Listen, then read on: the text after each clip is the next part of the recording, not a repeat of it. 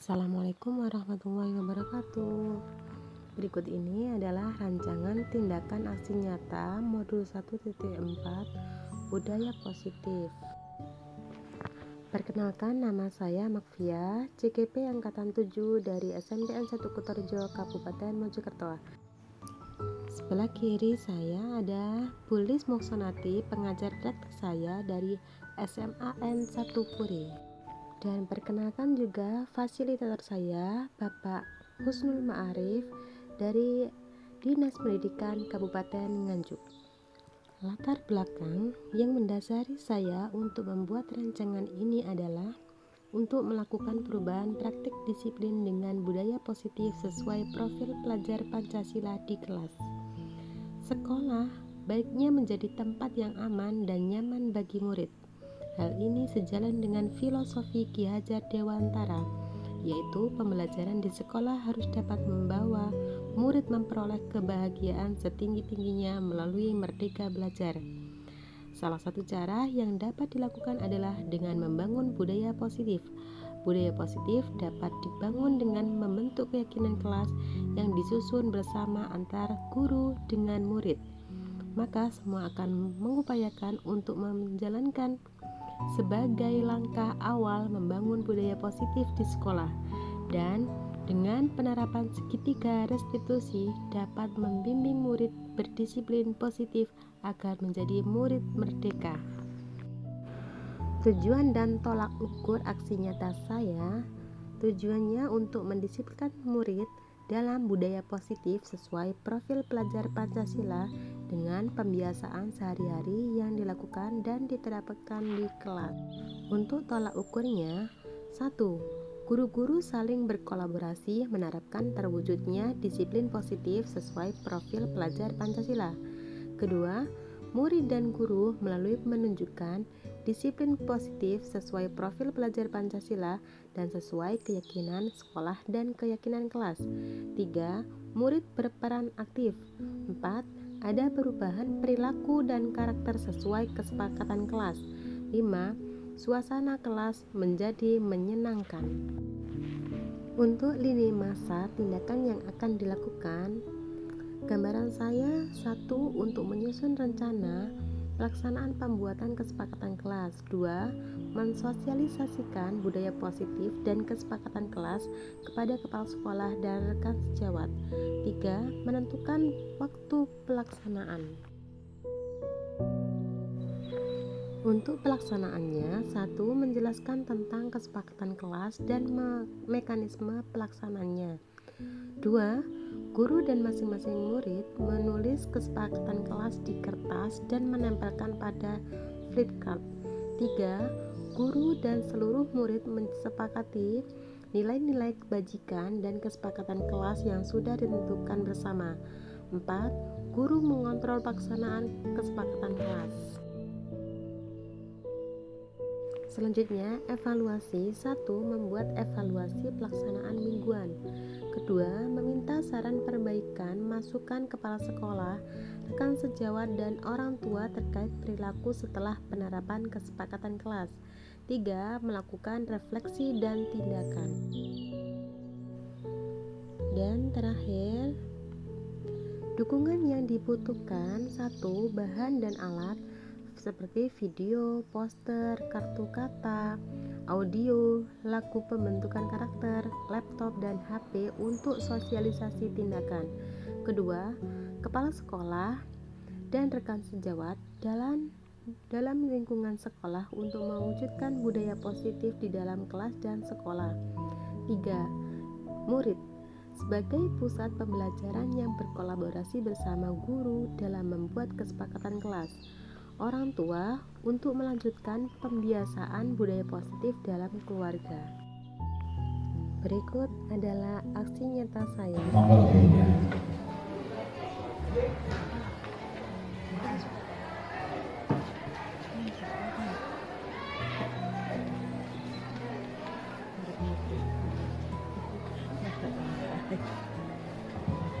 Assalamualaikum warahmatullahi wabarakatuh. Bismillahirrahmanirrahim.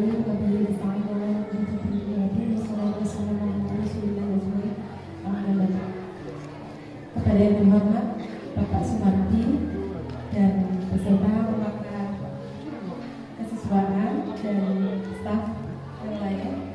Terima kasih atas kesempatannya. Saya di sini diberi waktu untuk memberikan sosialisasi aksi nyata modul 1.4 tentang budaya positif.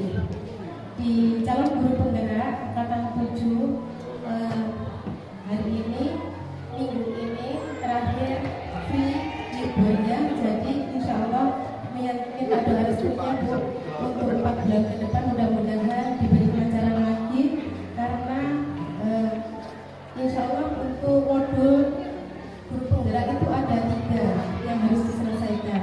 Untuk modul 1 ada 4 topik yang harus dilaksanakan. Untuk yang modul 2 dan 3 ada 3 topik masing-masing. Untuk yang 1.4 ini tentang budaya positif sangat penting sekali untuk sekolah terutama dan masing-masing guru. Contohnya untuk masing-masing guru Bapak Ibu di PMM nanti Bapak Ibu akan dimintai aksi nyatanya di topik 10 terutama untuk disiplin positif. Apa itu disiplin positif?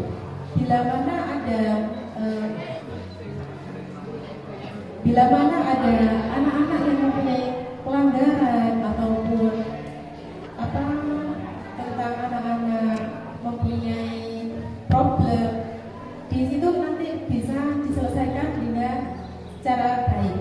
Jadi disiplin positif dan poin budaya positif nanti bisa mewujudkan karakter yang baik pula.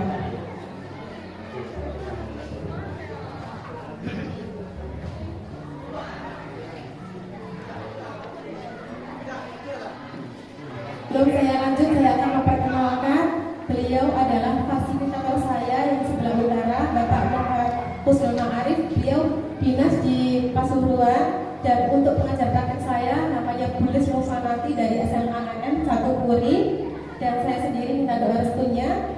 Itu Pak Atif.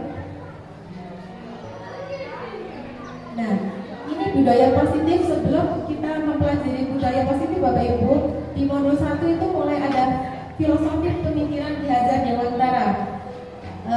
Filosofi pemikiran Ki Hajar Dewantara waktu itu sudah pernah dikupas sama Bu Ika, calon guru penggerak angkatan 5. Di sini saya mohon maaf dan saya minta sosialisasinya pada jenengan. Saya bukan menggurui, saya ingin memberikan sosialisasi saja untuk menambahkan saja. Nanti yang saya tekankan di sini adalah budaya positifnya. Kalau untuk filosofi pemikiran Ki Hajar Dewantara, nilai dan peran guru penggerak waktu itu sudah dipaparkan sama mereka, dan paradigma visi sekolah juga sudah pernah. Di sini budaya positif. Next, Pak Bin. Nah, ini saya lanjutkan lagi.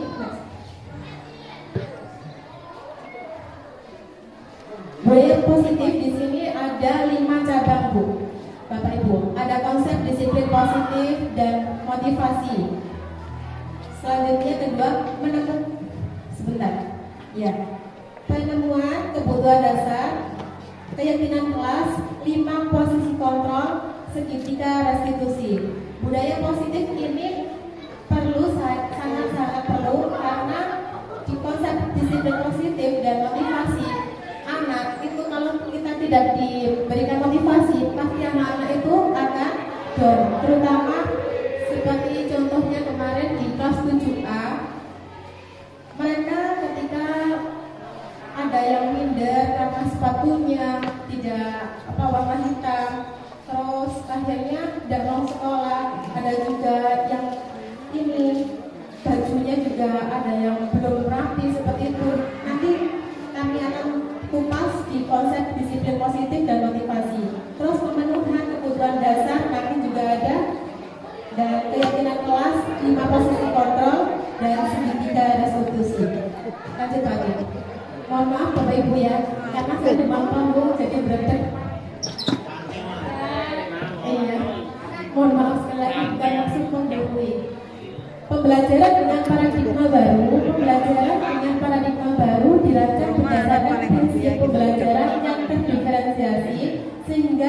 setiap siswa belajar sesuai dengan kebutuhan dari tahap perkembangannya untuk mewujudkan profil pelajar Pancasila. Nah, ini saya rangkum dari modul 1.2. Lanjut Pak Tim. Untuk disiplin positif, kalau di PNM di topik ke-10, dalam budaya kita, makna kata disiplin dimaknai menjadi sesuatu yang dilakukan seseorang pada orang lain untuk mendapatkan kepatuhan. Kita cenderung menghubungkan kata disiplin dengan ketidaknyamanan. Selanjutnya, sebagai pendidik, tujuan kita adalah menciptakan anak-anak yang memiliki disiplin diri sehingga mereka bisa berperilaku dengan mengacu pada nilai-nilai kebajikan universal dan memiliki motivasi intrinsik bukan ekstrinsik. Selanjutnya, disiplin positif merupakan salah satu cara menerapkan disiplin yang bertujuan untuk menumbuhkan kesadaran serta memberdayakan anak untuk melakukan sesuatu tanpa ancaman, sokongan atau ancaman dan butuh.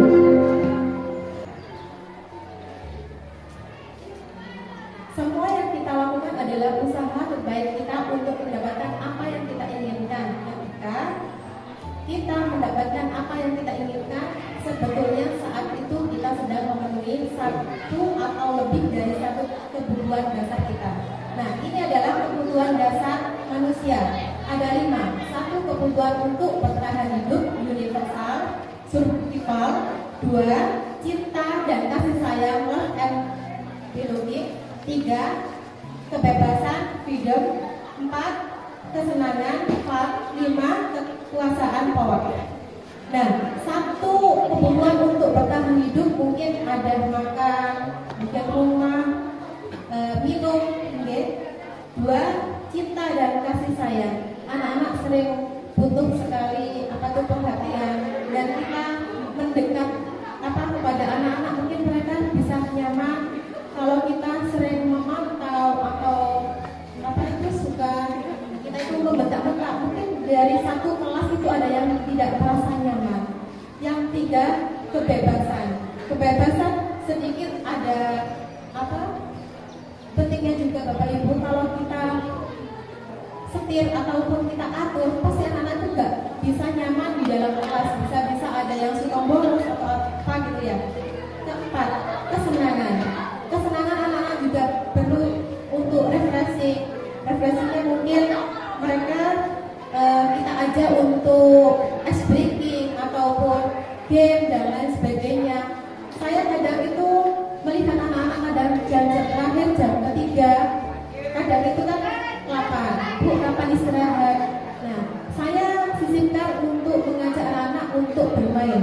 Bermain mungkin dari kuis atau bisa kita ice breaking. Ice breakingnya mungkin dari tepuk atau apa gitu ya Bapak Ibu. Untuk kelima, kekuasaan. Kekuasaan power. Nah, kekuasaan di sini pasti kami dan jenengan semuanya kan menjadi seorang guru. Nah, di sini kita sebagai guru kan berkuasa, tapi anak-anak juga butuh kekuasaan di situ pemilik kelasnya. Nah, di sini kebutuhan dasar manusia, maka dari itu perlu adanya disiplin positif atau bisa nanti dari disiplin positif membuat kesepakatan kelas. Dari kesepakatan kelas itu disebut dengan keyakinan kelas. Next Bapak. Nah, ini tadi yang saya kupas sedikit untuk penjelasan kebutuhan bertahan hidup seperti apa. Nah, ada kesehatan, rumah, makan, dan lain sebagainya. Untuk cinta dan kasih sayang, yaitu kebutuhan untuk mencintai dan memiliki meliputi kebutuhan akan hubungan dan koneksi sosial, kebutuhan untuk memberi dan menerima kasih sayang, dan kebutuhan untuk merasa menjadi bagian dari suatu kelompok. Untuk penguasaan kebutuhan pengakuan atas kemampuan, yaitu kebutuhan ini berhubungan dengan kekuatan untuk mencapai sesuatu, menjadi kompeten, menjadi terampil, diakui atas prestasi dan keterampilan kita. Selanjutnya ada kesenangan. Kebutuhan untuk merasa senang. Kebutuhan untuk mencari kesenangan bermain dan tertawa. Jadi anak-anak ada itu waktunya bermain, ada batasnya, tertawa juga ada batasnya biasanya nih Bapak Ibu ya. Tapi kalau nanti jenengan sudah membuat kesepakatan kelas dan sudah diyakini dari satu kelas itu, insya Allah anak-anak bisa nyaman. Selanjutnya kebebasan, kebutuhan akan pilihan, kebutuhan akan kemandirian, otonomi, memiliki pilihan dan mampu mengendalikan arah hidup seseorang. Ini juga saya rangkum dari sedikit dari modul kami di JGP dan modifikasi dengan PMM juga. Selanjutnya, motivasi perilaku manusia. Motivasi merupakan dorongan yang timbul pada diri sendiri seseorang secara sadar atau tidak sadar untuk melakukan sesuatu tindakan dengan tujuan tertentu. Lanjut, Pak. Nah, ada 3 motivasi perilaku manusia. Yang pertama, untuk menghindari ketidaknyamanan atau hukuman. Sebenarnya mereka sedang menghindari permasalahan yang mungkin muncul dan berpengaruh pada mereka secara fisik, psikologis maupun tidak terpenuhinya kebutuhan mereka bila mereka tidak melakukan tindakan tersebut. Nah, untuk menghindari ketidaknyamanan atau hukuman ini, kadang-kadang anak-anak itu berbohong. Bu, saya mau ke toilet. Mungkin satu, dia tidak mengerjakan tugas. Jadi dia tidak merasa nyaman karena biasanya ya, karena saya sendiri saya tempatkan pada diri saya sendiri. Waktu itu ada satu anak di dalam kelas, setiap jam saya tidak ada, berarti dia tidak menghafalkan. Dia itu sudah pemikirannya, oh pasti nanti kalau nggak hafal, saya akan dikasih sanksi sama Bu Fia, seperti itu. Padahal saya belum memberikan aba-aba seperti itu. Konsekuensinya belum saya paparkan seperti itu. Belum sudah takut dengan sendirinya. Ketika saya menemukan dia ada di jam istirahat, saya tanya, contohnya ini perempuan, Bapak Ibu. Pulang, tadi kamu di mana? Mohon maaf Bu, tadi saya di toilet. Oh, toilet 1 jam. Iya Bu. Kenapa kamu tidak masuk di jamnya Bu? Ya, mohon maaf saya lagi halangan. Halangan di toilet lama sekali. Iya. Nah, terus saya simpan itu Bapak Ibu. Saya evaluasi terus. Terus habis itu saya tanya lagi ketika di pertemuan di berubahnya lagi. Pulang ini tidak ada lagi. Saya tanya ibu lagi, jam istirahat lagi. Enggak, jamnya Bu Fia 1 jam kamu tidak ada kemana lagi. Iya Bu, mohon maaf, saya jujur ya Bu, jangan dimarahin ya Bu. Ya nggak apa-apa. Kemana kamu Mbak? Saya sembunyi Bu. Di mana? Di kantin. Tuh, di kantin tidak ditegur sama penjaga kantin ya. Ya saya itu Bu, ada di belakang di dalamnya. Sampai segitunya kenapa kamu? Iya Bu, saya menghindari hafalan. Saya takut dikasih sanksi, konsekuensinya adalah membaca karena saya belum bisa membaca. Ya Allah Mbak, kamu nggak bisa membaca ataupun belum bisa menghafal, bisa menghadap ke Bu Fia. Nanti Bu Fia kasih solusi bagaimana baiknya. Seperti itu. Nah itu kalau anak-anak tidak nyaman Bapak Ibu, pasti pikirannya seperti itu. Kebiasaan mungkin ya, saya sering memberikan konsekuensi, jadi anak-anak sudah bisa membaca saya mau akan apa, seperti itu. Lanjut Pak Ibu. Kedua, untuk mendapatkan imbalan atau penghargaan dari orang lain. Seseorang dengan motivasi ini akan bertanya, apa yang akan saya dapatkan apabila saya melakukannya? Mereka juga akan melakukan sesuatu untuk mendapatkan hadiah, penghargaan, pengakuan atau imbalan. Nah ini kadang itu saya, kalau karena mohon maaf ya Bapak Ibu, saya kan agama, kadang itu buat game. Sebelumnya itu tidak saya keluarkan, nanti dapat apa enggak? Ini anak-anak tiba-tiba mungkin udah nyaman dengan guru-guru lain.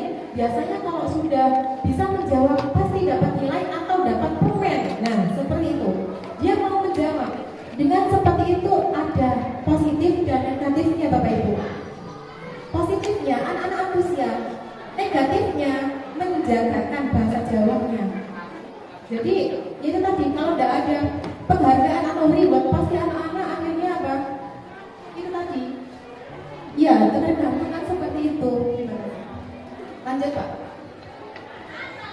Ketiga, untuk menjadi orang yang mereka inginkan dan menghargai diri sendiri dengan nilai-nilai yang mereka percaya, ini adalah motivasi yang akan membuat seseorang memiliki disiplin positif karena motivasi berperilaku bersifat internal bukan eksternal. Nah, jadi kalau dengan adanya nilai-nilai kebaikan di sini, kami sebagai guru dan Bapak Ibu guru juga di kelas mungkin bisa memberikan rasa nyaman, anak-anak juga pasti bisa memberikan nilai positif yang mereka berikan untuk kami semuanya. Lanjut Pak. Selanjutnya ini konsep disiplin dengan identitas gagal. Di sini ada hukuman. Nah, hukuman pasti identik dengan menyakitkan, tidak nyaman, murid dan takut, memaksa, murid menyembunyikan kesalahan, murid menjadi rendah diri.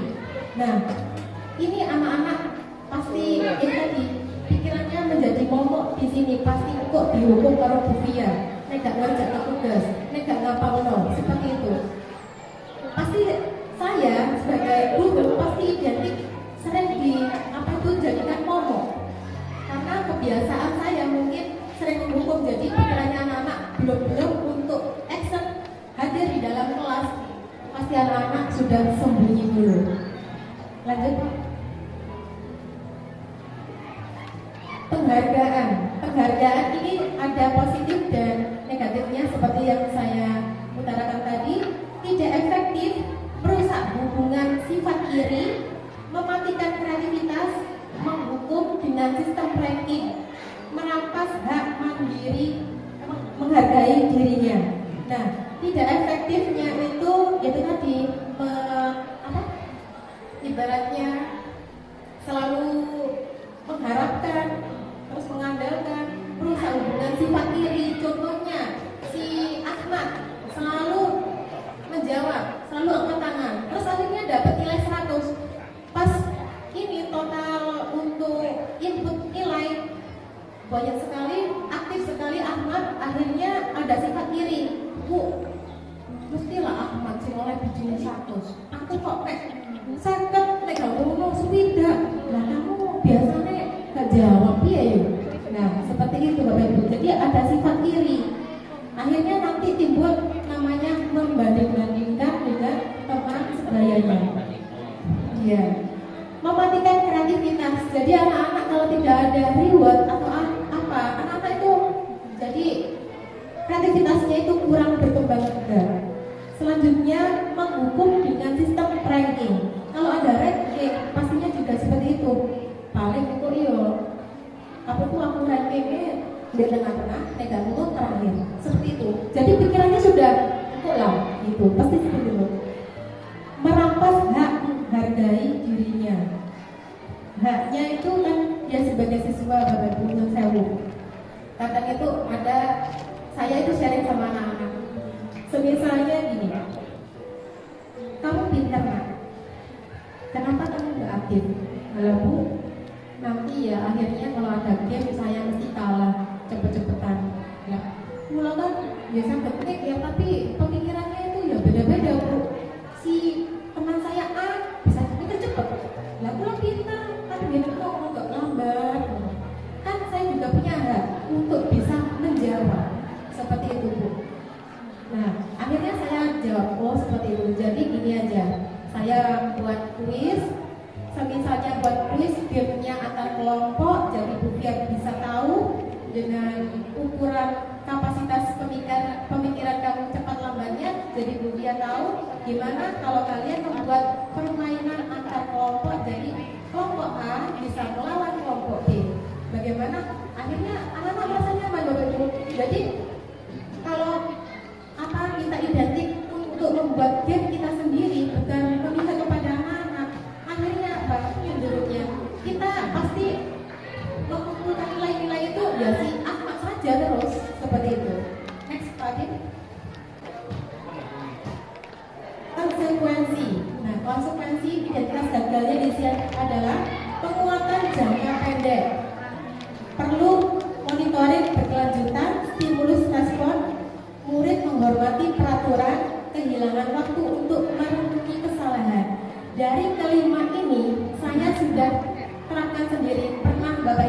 kebanyakan nasihat sampai jam makan saya habis. Jadi kelas itu selalu itu tertinggal dengan kelas A atau B atau C. Jadi yang D ini pasti materinya tertinggal. Kebanyakan menasehati konsekuensinya si anak. Contoh pada waktu itu saya sebut namanya si Ahmad lagi. Dia itu suka ngomong saja. Terus habis itu suka korean. Habis itu kalau nggak gitu tidur. Akhirnya apa? Saya mendekati dia satu kelas. Kan belum ada kesepakatan waktu itu, Bu. Belum membuat kesepakatan kelas. Si anak-anak di kelas 7D ini mereka ternyata hampir satu kelasnya itu ramai banget. Karena mungkin saya itu dianggap malah Bufia masih apa itu jenenge mulang paling gak bisa muring-muring. Biasanya seperti itu mungkin ya, karena nggak tahu.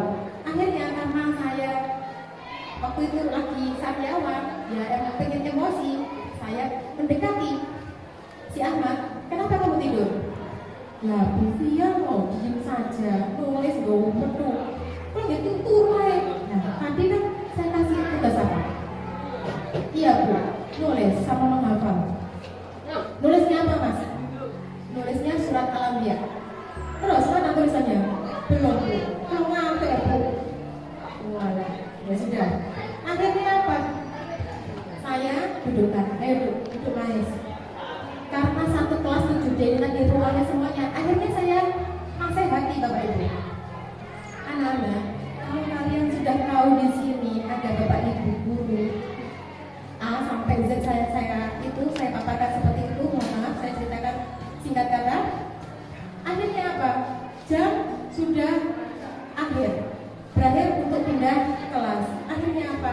Di kelas 7D yang maunya tadi itu sudah sampai bab 5, akhirnya masih tertinggal sampai bab 4. Seperti itu. Konsekuensinya seperti itu kalau. Dan konsekuensi ini terutama penguatannya itu hanya jangka pendek saja. Pasti besoknya sudah berubah lagi anaknya. Pasti akan mengulangi kebiasaan itu. Lanjut Pak Asli. Restitusi di sini ada identitas gagalnya, ada bahasanya juga Bu. Karena ini saya akhirkan restitusi ini, murid bertanggung jawab untuk perilakunya. Pasti ini berhasilnya banyak daripada gagalnya. Kedua, fokus pada pemecahan masalah jangka panjang. Murid menghormati dirinya, orang lain, teori kontrol, dirinya memegang kontrol, murid bersemangat memperbaiki kesalahan.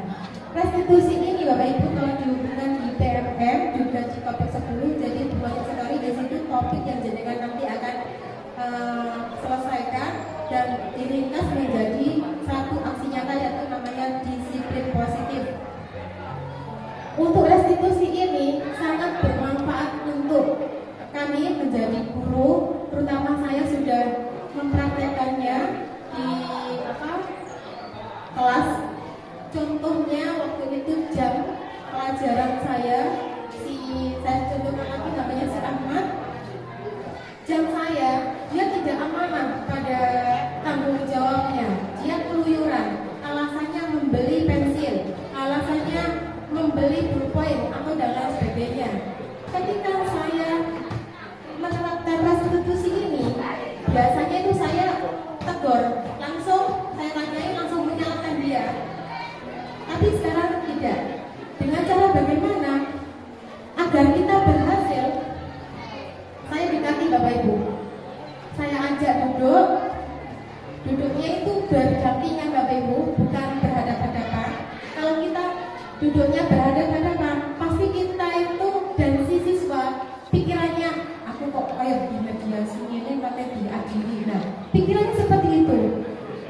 Di restitusi ini kami menerapkan bagaimana cara mendekati si siswa di tempat mungkin teman-temannya jauh dari dia, dan kami guru dan siswa mendekati, berbicara, menanyakan. Nanti ada di slide selanjutnya, saya kutip sedikit. Dengan adanya segitiga restitusi ini untuk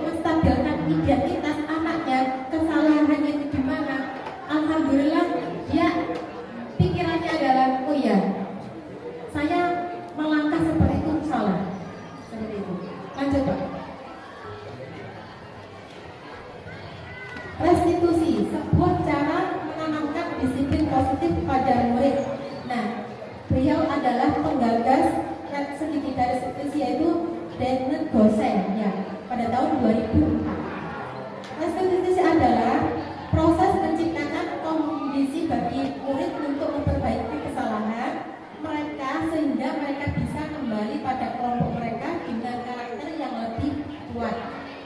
Dengan restitusi ini, anak-anak bisa menyadari kesalahan yang mereka buat. Lanjut, Pak. Nah, ini adalah macam-macam konsepnya. Restitusi bukan untuk menebus kesalahan, namun untuk belajar dari kesalahan. Jadi anak-anak itu kalau tahu namanya segitiga restitusi, intinya adalah oh ya, menstabilkan identitas di situ anak-anak. Tapi dipikirannya seperti itu. Tapi ini bukan untuk menebus kesalahan Bapak Ibu, namun untuk belajar dari kesalahan yang mereka lakukan. Restitusi memperbaiki hubungan. Restitusi adalah tawaran bukan paksaan. Jadi ada tawaran, kita tidak memaksa untuk dia itu mengakui kesalahannya. Restitusi menuntut untuk melihat ke dalam diri. Jadi dengan adanya restitusi, kita mengajari anak untuk sadar apa kesalahan yang mereka buat. Restitusi mencari kebutuhan dasar yang mendasari tindakan. Restitusi mengembalikan murid yang berbuat salah pada kelompoknya. Restitusi fokus pada solusi dan menguatkan. Restitusi fokus pada karakter bukan tindakan. Restitusi fokus pada karakter bukan tindakan. Restitusi diri adalah cara yang paling baik. Nah, karena di sini saya sudah belajar dan insya Allah nanti jenengan semuanya juga akan menerapkan hal itu jika jenengan di PNN itu nantinya akan mengklik pilihan aksinya jenengan di topik 10 itu misalnya segitiga restitusi, mungkin nanti jenengan juga akan menerapkan sesuai dengan ini langkah-langkahnya seperti ini. Bahwasanya kalau restitusi itu bukan untuk menebus kesalahannya murid, tapi untuk menstabilkan identitas kesalahannya di mana, jadi bisa menyadarkan kesalahan titik permasalahannya di mana. Jadi bukan kita yang menegaskan kesalahan kamu apa seperti itu. Jadi anak-anak bisa menjawab sendiri kesalahannya di mana. Lanjut Pak Den. Nah, ini ada tiga restitusi. Yang pertama adalah menstabilkan identitas. Kita semua akan melakukan hal terbaik yang bisa kita lakukan. Lanjut. Validasi tindakan yang salah, semua perilaku memiliki alasan. 3. Menanyakan keyakinan, kita semua memiliki motivasi internal. Nah, ini adalah 3 rumus, yaitu pertama menstabilkan identitas dulu, baru yang kedua validasi tindakan yang salah, yang ketiga menanyakan keyakinan. Lanjut lagi. Perbedaan contoh kasus siswa bertengkar dengan teman lainnya. Contohnya, misalnya kita sebagai guru menghukum mereka, guru menghukum siswa tersebut membersihkan kamar mandi. Gara-gara berantem, akhirnya kita memberikan hukuman atau sanksi pada mereka. Coba putaran, ayo bersih kamar mandi, seperti itu. Guru marah dan siswa menjadi takut akibatnya. Seperti itu. Kedua, konsekuensi. Guru memberikan konsekuensi siswa menulis perjanjian tidak mengulangi sebanyak 33 kali. Akibatnya apa? Guru tegas dan siswa menghormati. Ini ya separuh-separuh biasanya seperti itu. Kalau kita saya sendiri biasanya membuat konsekuensi ini. Kalau restitusi ini, guru menanyakan keyakinan kelas atau dirinya dan membantu siswa menyelesaikan masalahnya. Akibatnya apa? Guru terbuka dan siswa menghormati dirinya dan orang lain. Nah, ini yang baru saya laksanakan, baru 2 bulan ini saya menerapkan segitiga restitusi. Kira-kira panjenengan semuanya kebanyakan dari 3 ini apa nih Nun sewu Bapak Ibu untuk umpan baliknya. Macam-macam nggih. Ada yang kombinasi. Oh ya, sesuai dengan ini ya, situasinya si siswa, permasalahannya. Kalau nanti ini contohnya adalah siswa bertengkar, ya tergantung moodnya kita atau ya tadi kondisinya siswa fatal apa tidak, seperti itu. Lanjut Pak. Selanjutnya ini adalah 5 posisi kontrol. Guru perlu meninjau kembali penerapan disiplin di dalam ruang-ruang kelas kita selama ini. Apakah telah efektif? Apakah berpusat memerdekakan dan memandirikan murid? Bagaimana dan mengapa?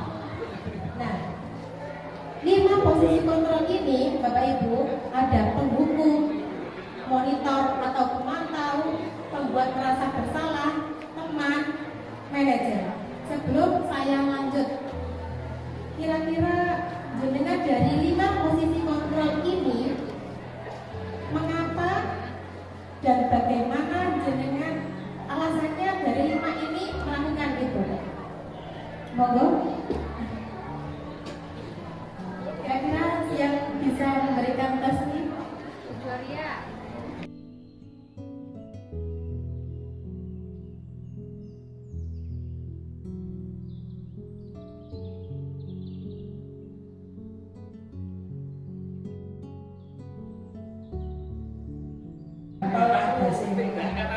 Bingung. Ya, akhirnya konsep-konsep yang disosialisasikan sama Bovia ada yang nempel. Ya, karena memang pembelajaran untuk kita semua dari yang harus disosialisasikan sama Bovia mengenai apa ini perannya sebagai CGP. Terus yang saya tekankan ini tadi saya sedikit bicara konsep disiplin dengan integritas lektor itu kan ada 5. Pertama lingkungan, pembukaan, konsentrasi dan restitusi. Dari 4 konsep disiplin dengan integritas lektor ini, saya melihat dari isinya kita hukum itu kok sepertinya nggak bagus, gitu ya. Terus pembukaan ini juga memberikan rasa iri dan teman dan sebagainya. Konsentrasi juga kurang begitu bagus. Apakah yang dari tempat ini akan restitusi saja itu yang paling bagus dan tidak bisa menyelesaikan masalah? Apa pertanyaan saya? Terima kasih. Ya, terima kasih Bu atas pertanyaannya. Mohon maaf, mungkin agak kebetulan ya Bu ya. Mungkin juga karena saya bicaranya masih terhadap karena demam panggung Bu. Dari 4 ini ada hukuman, konsekuensi ataupun penghargaan dan restitusi. Tidak semuanya itu harus restitusi Bapak Ibu.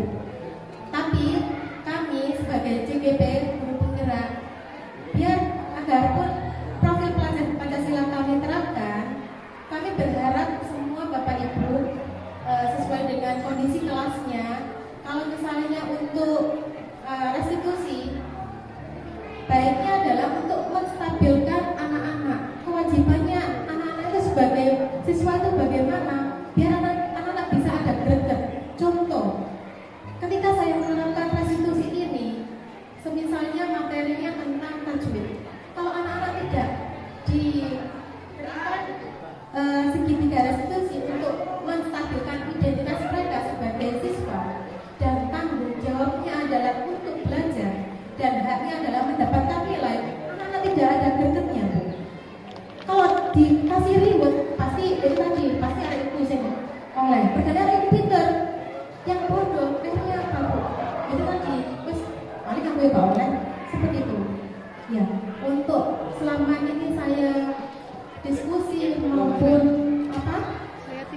tanya ke fasilitator maupun ke instruktur, kami sebagai guru penggerak waktu itu juga pernah untuk umpan balik dan sempat waktu itu sampai seharusnya durasinya itu 1,5 jam sampai 2,5 jam untuk mengupas benar-benar restitusi ini namanya solusi terbaik atau memang apa itu diwajibkan atau disunahkan, ya tergantung dari situasinya juga. Tapi Tapi kalau dengan restitusi kita ya coba satu dua kali. Kalau jenengan sudah menerapkan, pasti yang tadi akan terbiasa menggunakan restitusi ini. Saya pun waktu itu juga merasa gimana ya, ragu. Kira-kira berhasil enggak? Ternyata saya berjalan 1 minggu waktu itu, coba saya ratakan dan saya bandingkan dengan kelas yang berbeda. Ternyata beda.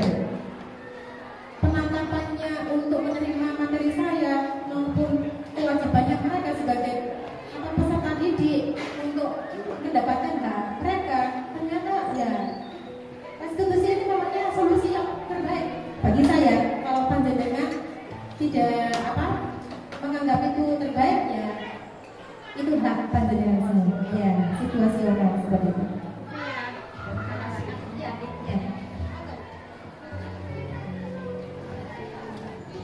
Assalamualaikum warahmatullahi wabarakatuh. Di sini saya juga ingin menambahkan, karena ini juga berdasarkan pengalaman saya dulu, memang sebetulnya restitusi ini memang kita harus laksanakan sebagai seorang CGP karena ilmu kita sudah dapatkan seperti itu.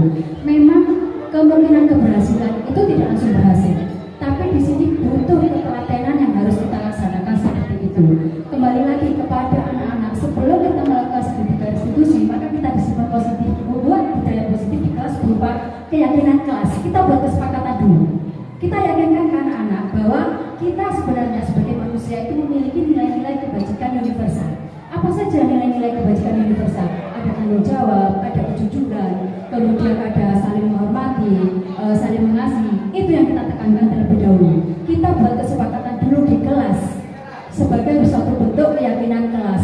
Makanya saya selalu berusaha ngajak teman-teman untuk membuat keyakinan kelas dari wali kelas masing-masing. Tapi kita kembali lagi kepada masing-masing wali kelas. Kita hanya manusia biasa, kita tidak bisa mengontrol orang lain pun tidak bisa mengontrol kita. Bahwa yang bisa mengontrol kita itu adalah diri kita sendiri. Cuma saya berusaha untuk mengajak itu saja. Alhamdulillah kalau memang mendapatkan tanggapan positif. Kalaupun memang belum mendapatkan tanggapan positif, mungkin teman-teman masih ingin meyakinkan dirinya sendiri, itu it's okay menurut saya. Karena posisi saya di sini ini juga tidak ingin memaksakan. Saya ingin sharing apa yang menurut saya itu yang saya lakukan itu sesuai dengan hati nurani saya lakukan seperti itu. Karena pada dasarnya kita kembali lagi, yang namanya hukuman itu tidak akan memberikan efek apa-apa, bahkan memberikan efek tendensi buruk kepada anak-anak dan akan memberikan suatu momok bagi guru itu sendiri. Karena apa? Yang paling penting untuk memberikan suatu kesadaran kepada anak-anak itu adalah motivasi eksternalnya, bukan motivasi internal. Kalau dorongan, dia efeknya jangka pendek. Tapi kalau motivasi eksternal, dia motivasinya jangka panjang. Oh iya, saya akan melakukan kesalahan ini, dampaknya seperti ini. Mereka akan berpikir dengan sendirinya, berdasarkan pada keyakinan. Nah, saat kita melakukan sekitar restitusi, kita kembalikan lagi. Ayo, kita kembali lagi yuk, kita evaluasi lagi yuk. Kita cara ngomongnya sama anak-anak itu juga enak. Jangan aku melakukan ini, nunjuk, itu kan tidak boleh. Nunjuk itu tidak boleh seperti itu. Okay. Nah, kemudian sama halnya kita sama juga dengan orang dewasa. Di sini kita juga punya posisi yang paling tua, yang paling sudah. Oke, kita menghargai adat istiadat, ada yang paling tua, ada kita saling menghormati di situ. Tapi kalau kita bicara tentang masalah pendidikan, terutama tentang anak, ayo kita belajar bersama-sama. Tidak ada yang paling benar, karena pada dasarnya anak itu sudah terlahir dengan kodratnya masing-masing, dengan potensinya masing-masing. Jangan kita dikte anak itu menjadi apa yang kita inginkan. Itu. Nun sewu, ini saya juga ada permasalahan. Anak tidak bisa menggambar, dipaksa harus bisa menggambar. No, salah seperti itu. Karena setiap anak itu punya potensi. Katakanlah seperti Pak Is harus bisa IPS. Karena dia tidak mampu IPS, kan dia maksudnya mengerjakan. Nah, itu kembali lagi, jangan samakan anak-anak seperti itu. Karena setiap anak itu punya potensi masing-masing. Saya kasihan bu, anak tidak bisa menggambar, dijumbui, didudui. Ini nyata. Di sekolah lain ada seperti itu. Akhirnya mereka punya, aduh guru ini kok begini ya. Saya tidak harus bisa memaksa, saya punya kelebihan di bidang lain, tidak harus bisa menggambar seperti itu. Kita harus menghargai masing-masing anak karena setiap anak punya potensi dan keterampilan yang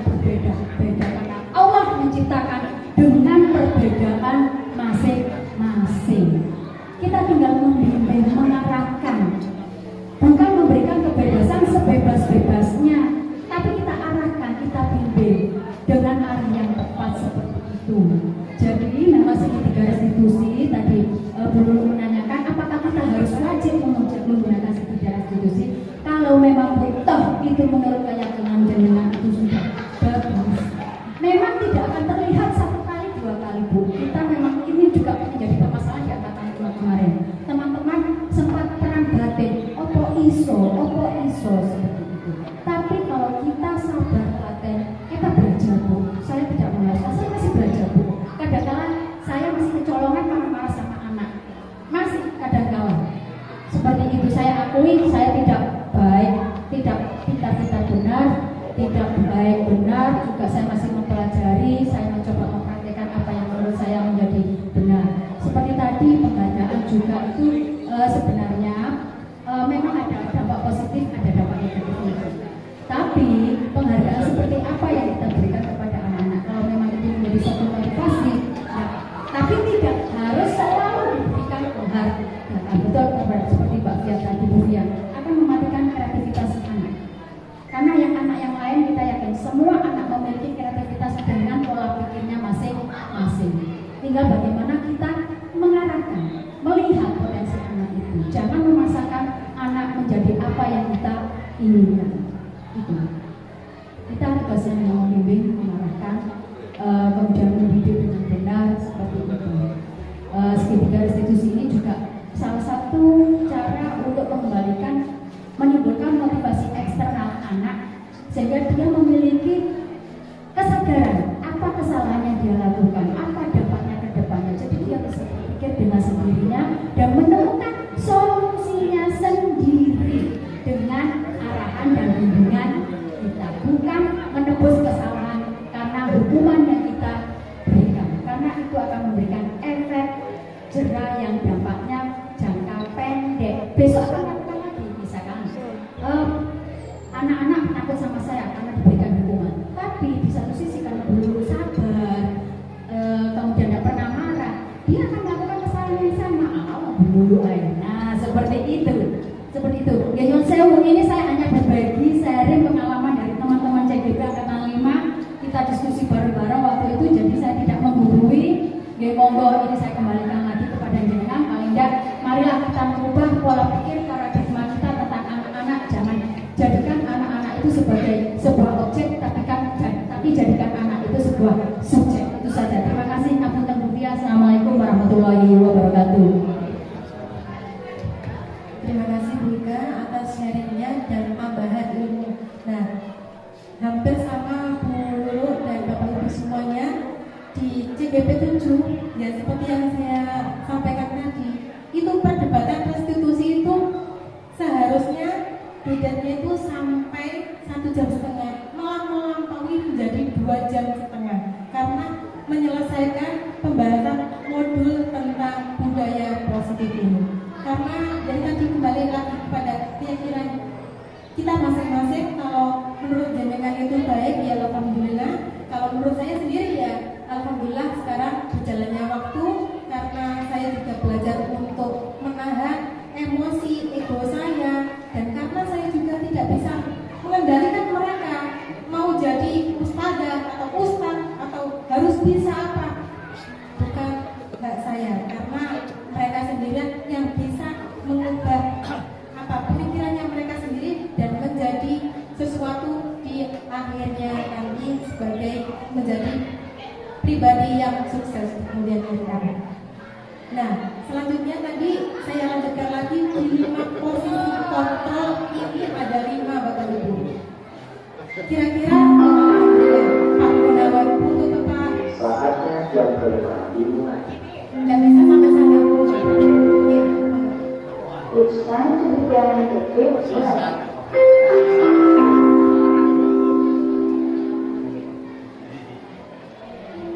Assalamualaikum warahmatullahi wabarakatuh.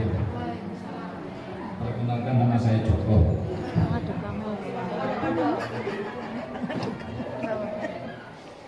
Alhamdulillah dan selamat berkegiatan. Mudah-mudahan lancar. Sedikit saya tambahkan begini. Mungkin saya ngomongin gampang. Kalau saya seperti Rufia berdiri di depan belum bisa. Ini Rufia ya, saya tambahkan mungkin bisa jadi masukan untuk pendampingan.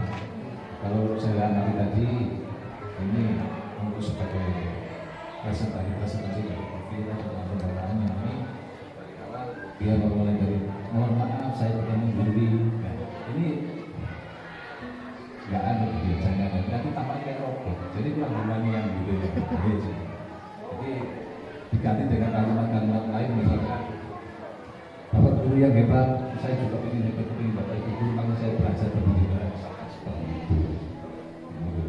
Kemudian untuk yang disampaikan tadi ya, ini banyak teori ya. Ini saya tanya mau dibawa kemana? Jadi kalau kita ingin mindsetnya ini harus kita lihat dulu. Jadi mindsetnya di bawah, dulunya gimana? Jadi kalau mindset langkah-langkah nanti ada jadi ada action juga. Jadi mindset langkah-langkah action. Jadi ini saya rasa ini kalau sudah seperti itu paling hebat, seperti yang kita lakukan misalnya di dalam kelas, anak ini kamu dibawa kemana? Karena kalau lihat penagaran anak ini bukan cuma action yang rokok, anak-anak ini misalkan kalau anak-anak yang di dalam kelas itu sering ya, jadi ini kan juga perlu kita bandingkan. Jadi mengganggu nanti juga pengajaran ini juga mengganggu. Jadi paling tidak ini misalkan sampai anak-anak juga diajarkan di sini bahwasanya nanti itu kamu akan dibawa ke sini, maka diikuti sistem ini. Nah, jadi misalkan kalau kita mengajar anak-anak sibuk, ini banyak loh bawa kaca, bawa cermin terus gini-gini ya. Banyak ini. Jadi bukan cuma anak rokokan, anak sing kamu menggalau dan seperti itu. Jadi misalkan kalau kita jelaskan di depan ini kamu nanti akan dibawa ke sini, dia ini otomatis akan terminimalisir untuk kenakalan. Misalnya seperti ini. Ini yang pertama. Yang kedua, untuk masalah mengganggu terhadap anak ini juga kadang-kadang memang bertentangan dengan nurani saya memang ya.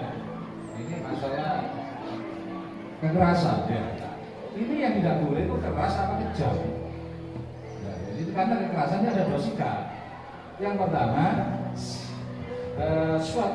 suatu sikap yang tegas karena prinsip. Yang kedua karena kejam, ini yang dilarang. Jadi kekerasan itu dilakukan apabila setelah proses kekerasan tidak terselesaikan. Nah, ini makanya kadang di keras ini atau di bawah sedangkan itu diperlukan keras. Kalau kita nggak bisa keras bisa tidak suka. Iya kan? Ini makanya di sini ini yang gimana? Yang keras yang gimana? Saya rasa yang keras yang kejam ini yang tidak diperbolehkan. Yang dalamnya dilarang memang agama. Tapi kalau misalkan kekerasan itu karena tidak lanjut daripada kelanjutan yang tidak terselesaikan, ini diwajibkan. Wasilah itu wajib. Bila. Nah ini. Jadi kalau kita ngomong HAM sama hak asasi manusia, berarti harus ada kewajiban asasi manusia. Jadi itu yang saya tanyakan mindsetnya ini masalah ini anak dibawa kemana ya. Sedangkan yang berdasar mencerdaskan kehidupan manusia. Karena gimana kalau sudah disiplin dong, ya. Sedangkan disiplin apakah sudah semuanya terpenuhi? Ya. Kalau ini saja coba ya. Terima kasih atas waktunya Kang Joko. Iya. Untuk pertanyaan tadi, jenengan mau tanya tadi mau dibawa kemana pendidikan ini? Nyanyi. Ya. Kemarin sesuai dengan diskusi kami di CGP Angkatan 7, kita menstabilkan tas dengan segitiga restitusi Bapak. Jika anak-anak bisa menstabilkan identitas dan bisa menjawab solusinya, pasti karakternya anak dengan sendirinya akan tumbuh. Contohnya, saya sendiri loh Bapak, saya mau memberikan testimoni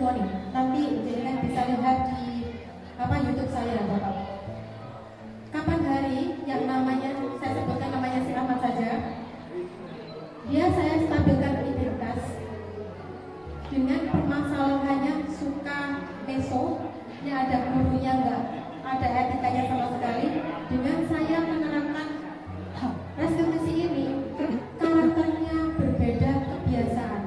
Di rumah pun saya juga sharing sama ibunya, saya memantau, saya tanya, Bu, di rumah apakah kebiasaannya dia itu suka mengucapkan kata-kata kotor?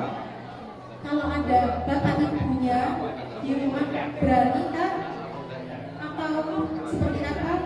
Nah, ternyata dia itu sering sekali bicara kotor dan kebiasaannya juga seperti itu. Kalau bicara suka membentak-bentak, sama gurunya juga tidak ada unggah-ungguh sama sekali. Ketika saya menerapkan restitusi ini, karakternya sudah berbeda. Saya sampai di dalam hati, oh berarti kembali lagi benar kata Bu Ika tadi juga sama fasilitator saya. Kalau kita sudah yakin memberikan restitusi ini untuk anak, permasalahannya dia sudah bisa menjawab, solusinya bagaimana biar baiknya, alhamdulillah dengan sendirinya karakternya itu tertata. Yang tadinya itu ya Allah loh sampai Pak, anaknya itu ada bapak ibu guru disenangannya gini, wow masih diinget toh dia itu gak mau cari benarnya sendiri sampai mengeluarkan kata-kata kotor. Untungnya bukan ke saya, malah guru lain, tapi saya dicurhati. Akhirnya saya dekati. Itu saya coba mendekati dia di PK. Kenapa alasannya? Terus salahkah berbuat seperti itu? Solusinya seperti apa? Biar menjadi anak yang baik dan menjadi anak yang soleh. Dia bisa menjawab, alhamdulillah dengan adanya restitusi itu, karakternya saya pantau sampai sekarang dia berbeda dengan yang sebelumnya. Di rumah pun saya tanya sama ibunya, Bu, Pak Joko, saya tanyakan, apakah di rumah ada perubahan, Bu? Alhamdulillah, Bu, Ahmad sholatnya 5 waktu. Kalau sama saya sudah tidak pernah lebih tinggi suaranya dibanding saya. Ada ayahnya pulang cium tangan, ibu apakan anak saya. Saya tidak mengapa-apakan. Dia sendiri menjawab kesalahannya dan mau baiknya seperti apa menjadi anak yang soleh. Bagaimana kalau anak soleh itu bisa menyelamatkan orang tuanya dari api neraka? Bagaimana caranya? Di situ saja, Bu. Dia bisa menjawab dan bisa menjawab solusinya seperti apa. Alhamdulillah dengan restitusi itu karakternya dia itu menjadi anak yang baik dan tanggung jawabnya menjadi sebagai peserta didik siswa dalam belajar. Dia tidak pernah bolos itu. Alasannya apapun dia selalu bilang sama orang tuanya, kemana pun selalu izin. Karena apa? Saya pernah menyinggung dia. Tolong dijelaskan artinya saja, jangan dijabarkan. Nanti kehabisan waktu ini sudah 1 jam lebih. Iya.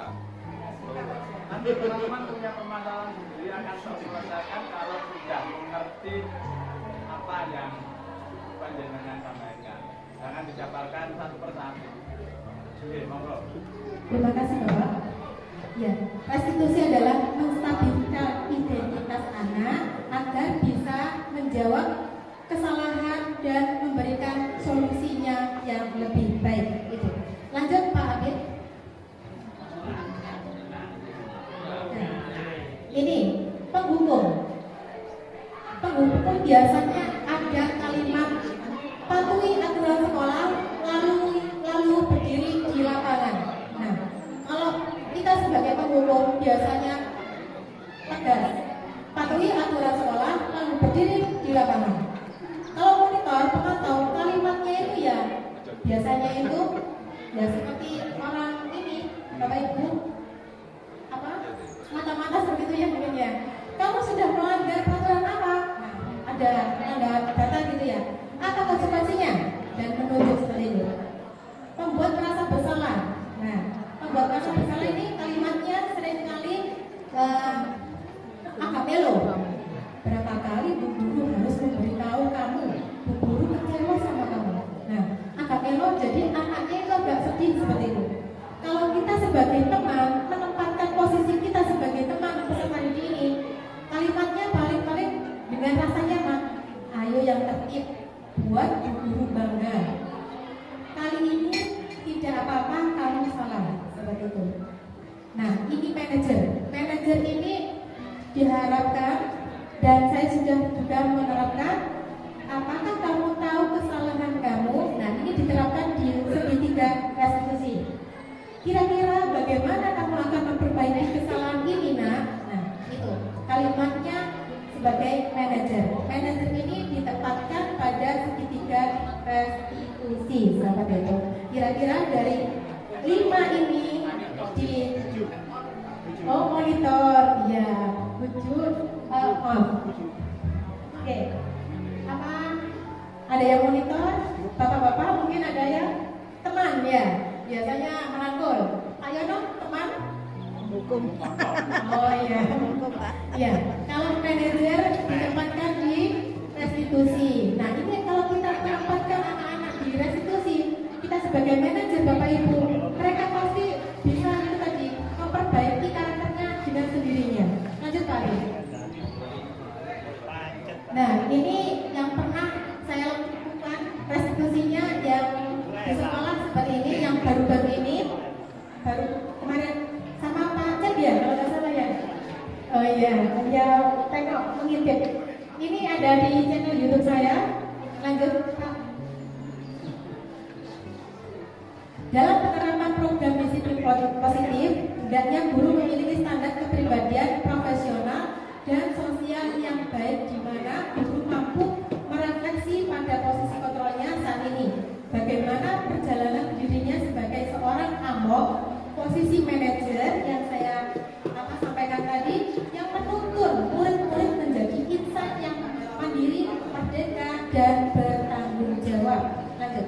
Ini adalah yang terakhir tentang keyakinan kelas. Mengapa keyakinan kelas? Mengapa tidak peraturan kelas saja? Kalau kita, ya Allah maaf ya. Oke, karena tadi malam saya buku aku ngebut peraturan kelas saja ya.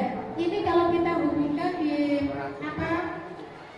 peraturan mengendarai sepeda motor. Biasanya kalau kita udah kebiasaan jauh pakai helm, kalau dekat nggak pakai helm. Nah, kalau nggak pakai helm pasti konsekuensinya apa Bu? Ada celakanya, seperti itu. Tidak selamanya. Nah, seorang akan lebih tergerak dan bersemangat untuk menjalankan keyakinan daripada hanya sekedar mengikuti serangkaian peraturan. Murid-murid pun demikian, mereka perlu mendengarkan dan mendalami tentang suatu keyakinan daripada hanya mendengarkan peraturan-peraturan yang mengatur mereka harus berlaku begini dan begitu. Lanjut Pak. Nah, ini kemarin saya buat dokumentasi di kelas 7A, membuat kesepakatan kelas. Dari kesepakatan itu namanya keyakinan kelas. Di situ ada Pak, next, ada isinya tentang apa? Bawahnya ya, nanti di bawahnya di situ banyak sekali dari tulisan anak-anak di sticky note itu, ada yang disiplin dan lain sebagainya. Dan bagaimana membentuk keyakinan kelas, ini adalah langkah-langkahnya Bapak Ibu. Pertama, keyakinan kelas bersifat lebih abstrak daripada peraturan yang lebih rinci dan konkret. Kedua, keyakinan kelas berupa pertanyaan-pertanyaan universal. Pertanyaan keyakinan kelas senantiasa dibuat dalam bentuk positif. Keyakinan kelas hendaknya tidak terlalu banyak sehingga mudah diingat dan dipahami oleh setiap warga kelas. Keyakinan kelas sebaiknya sesuatu yang dapat diterapkan di lingkungan tersebut. Semua warga kelas hendaknya ikut berkontribusi dalam pembuatan keyakinan kelas lewat kegiatan curah pendapat. Terakhir, bersedia meninjau kembali keyakinan kelas dari waktu ke waktu.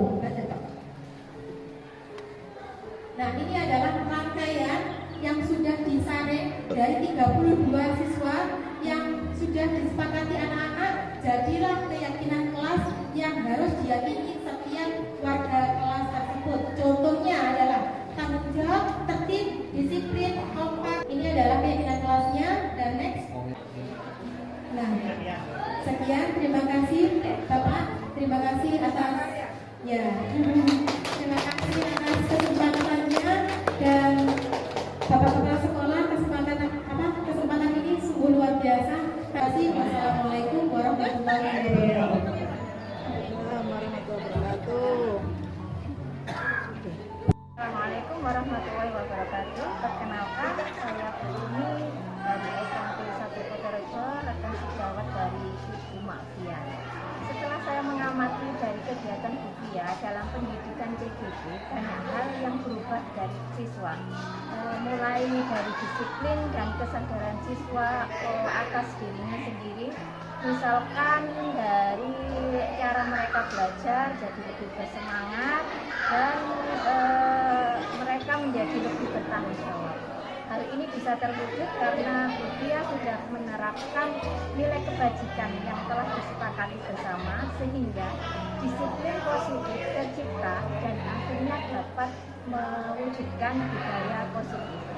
Meskipun masih ada pro dan kontra terhadap segitiga restitusi dan posisi kontrol guru sebagai manajer. Demikian ulasan dari saya. Terima kasih. Wassalamualaikum warahmatullahi wabarakatuh. Assalamualaikum warahmatullahi wabarakatuh. Ya, Bufia, tapi alhamdulillah kita mudah lancar dan juga selalu rahmat Allah selalu bersama kita semua. Bufia, menanggapi dari apa yang Anda sampaikan tadi tentang budaya positif, ya tetap kita untuk dunia pendidikan kita berpegang pada apa yang disampaikan oleh Desa Dewanto, ing Asosun Turodo, ing Abio Mangun Konso, Dukuri Handayani. Di mana kalimat itu adalah suatu kalimat hikmah yang harus kita cermati, dan juga beliaunya yang harus kita pahami. Sosok beliau paling tidak itu beliau dari kalimat-kalimatnya adalah seorang ulama, apalagi yang disampaikan adalah kalimat-kalimat hikmah. Jadi memang di sini kita sebagai guru, sebagai pengajar, sebagai pendidik harus memberikan contoh. Jadi paling tidak di sini budaya-budaya positif harus menjadi watak kita lebih dulu sebelum kita mendoktrinkan anak menjadi watak. Jadi paling tidak untuk berangkat ke sana kita harus punya mindset bahwasanya kita membentuk karakter. Nah, untuk kita ngomong karakter berarti kita ngomong masalah doktrin. Kita ngomong doktrin berarti kita di sini ngomong masalah pendidik. Jadi yang namanya mendidik ini berarti kita memberikan ilmu lah. Yang namanya ilmu itu tahu, jadi bukan hanya sekedar tahu, tapi di sini harus jadi benar-benar ilmu, jadi watak, harus jadi karakter, harus diamalkan secara kontinu. Ilmu, praktek ataupun amal istiqomah kontinu.